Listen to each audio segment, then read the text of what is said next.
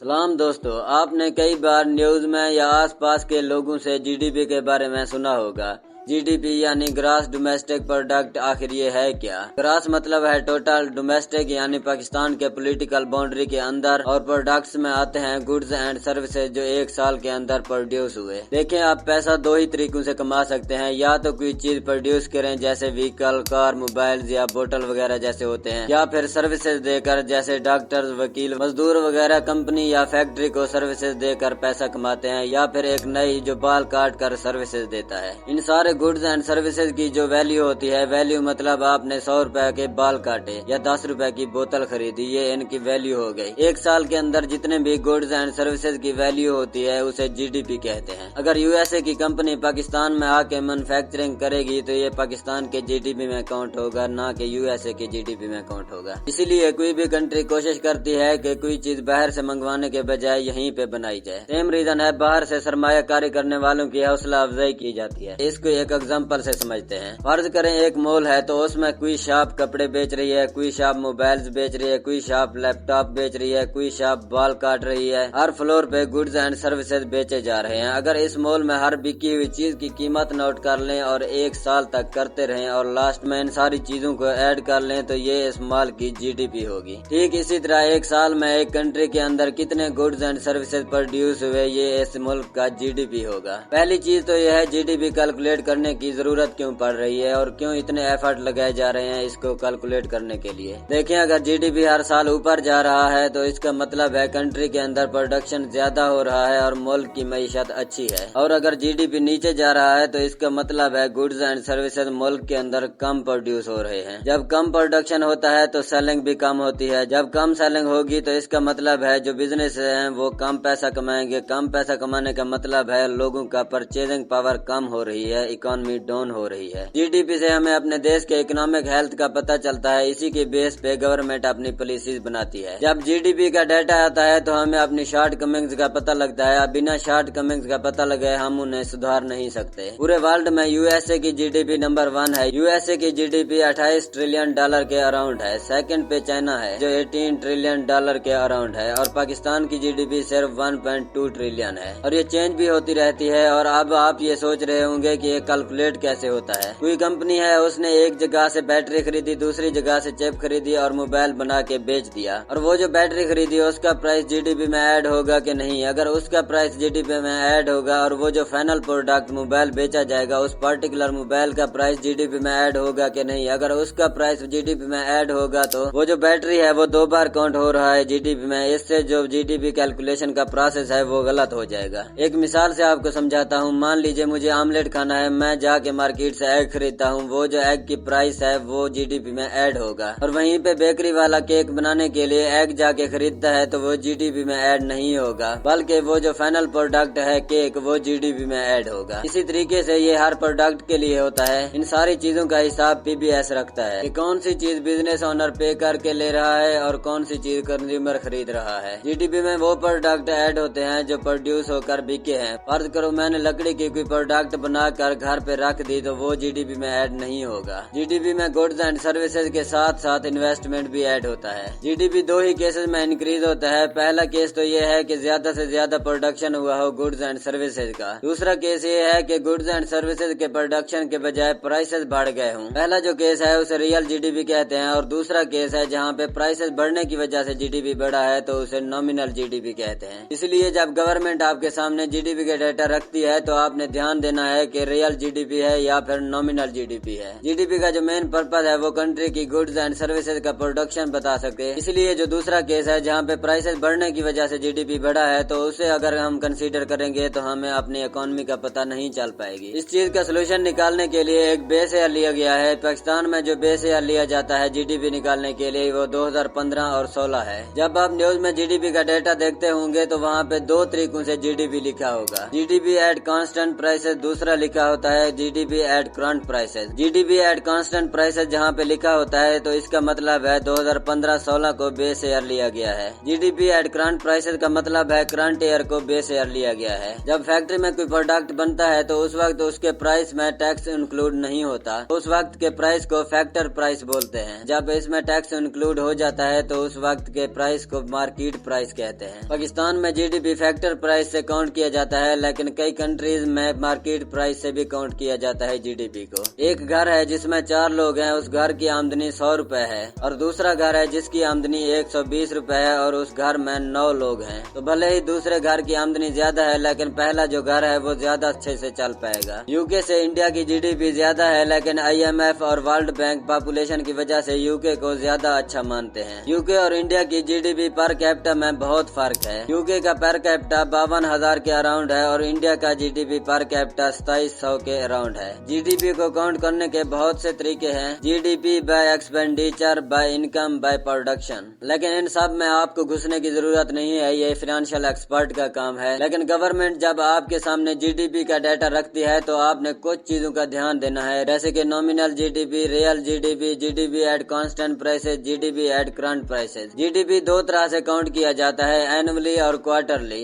एक साल में 4 क्वार्टर होते हैं। इस साल का जो पहला क्वार्टर होगा वो पिछले साल के पहले क्वार्टर से कंपेयर किया जाएगा। अगर पिछले साल थर्ड क्वार्टर में GDP 100 था और इस साल थर्ड क्वार्टर में GDP 105 है तो इसका मतलब है GDP रेट 5% होगा। GDP की लिमिटेशंस भी हैं, जिसमें इनफॉर्मल के डाटा को जोड़ना बहुत ही मुश्किल है और पाकिस्तान में मैक्सिमम सेक्टर्स अनऑर्गेनाइज्ड हैं। दूसरा मसला इसमें ये रहता है कि जो शेल कंपनीज हैं जो एक्चुअल में गुड्स एंड सर्विसेज नहीं देती बल्कि मनी लॉन्ड्रिंग करती हैं, तो गवर्नमेंट टैक्स बचाने के लिए इन कंपनीज को भी इंक्लूड कर देती है GDP में। ये कंपनीज गुड्स एंड सर्विसेज नहीं देती बल्कि ये गवर्नमेंट को टैक्स पे करती हैं, इसलिए गवर्नमेंट इनको भी इंक्लूड कर देती है। किसी कंट्री का GDP ऊपर जाएगा तो अनएम्प्लॉयमेंट रेट कम होगा, क्योंकि गवर्नमेंट सही तरह से डाटा कलेक्ट नहीं करती। इसलिए पाकिस्तान जैसी कंट्रीज में GDP ऊपर जाने के बावजूद भी अनएम्प्लॉयमेंट रेट कम नहीं हो रहा। आज की वीडियो यहीं पे एंड होती है। वीडियो अच्छी लगे तो लाइक करें, शेयर करें। अगर कोई गलती दिखे तो नीचे कमेंट बॉक्स में लाजिम बताइएगा ताकि उस गलती को सुधारा जा सके। मजीद वीडियोस के लिए हमारे चैनल को सब्सक्राइब करें। मिलते हैं नेक्स्ट वीडियो में, तब तक के लिए अल्लाह हाफिज।